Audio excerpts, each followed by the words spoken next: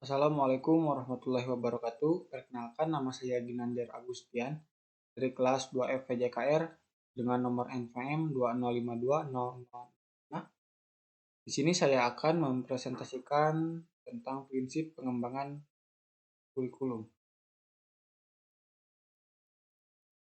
Pengembangan kurikulum adalah istilah yang komprehensif, di dalamnya mencakup perencanaan, penerapan, dan evaluasi.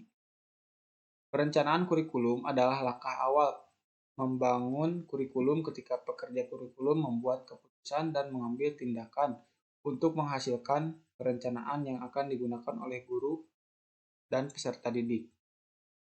Penerapan kurikulum atau bisa disebut juga implementasi kurikulum berusaha mentransfer perencanaan kurikulum ke dalam tindakan operasional.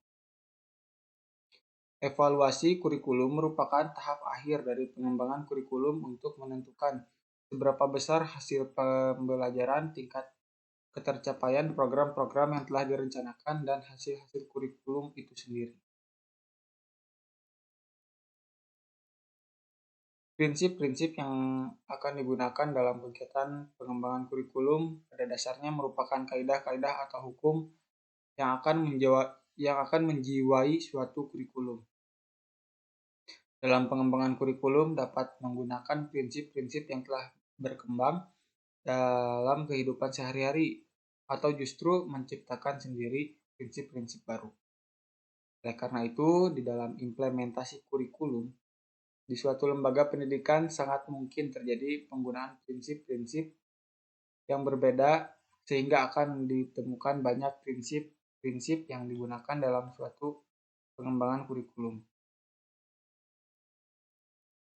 Menurut Sukma Dinata 1997,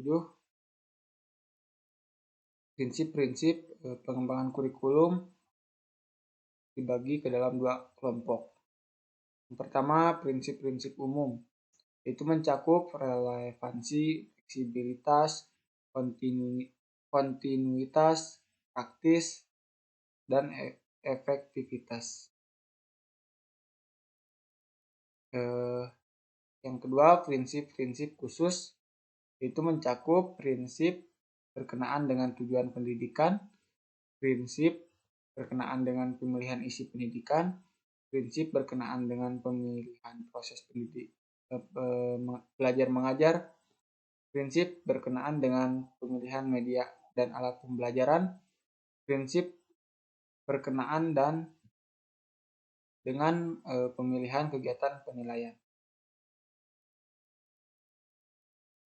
Sedangkan menurut Asep Henry Hermawan, PKK 2002 mengemukakan 5 prinsip dalam pengembangan kurikulum, yaitu yang pertama prinsip relevansi. Secara internal, bahwa kurikulum memiliki relevansi yang di antara komponen-komponen kurikulum, yaitu tujuan, bahan, strategi, organisasi, dan evaluasi. Sedangkan secara eksternal, komponen tersebut memiliki relevansi dengan tuntutan ilmu pengetahuan dan teknologi.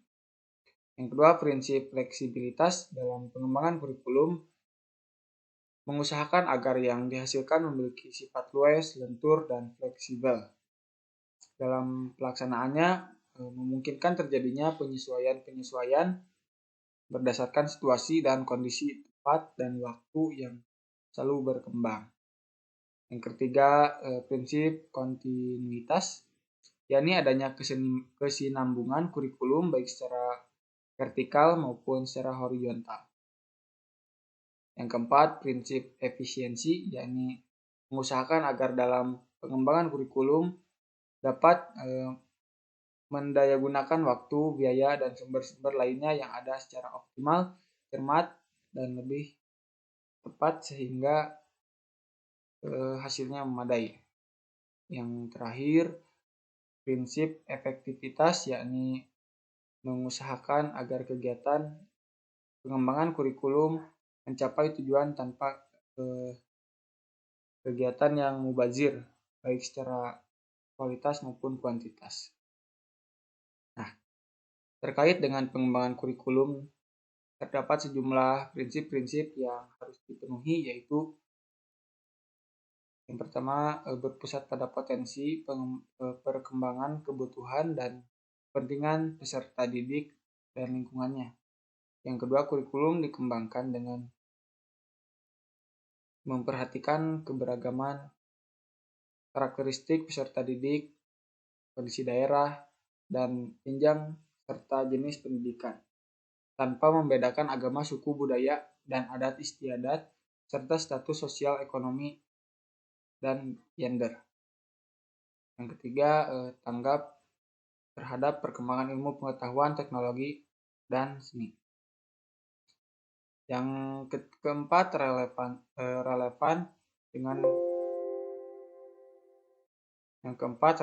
dengan kebutuhan kehidupan.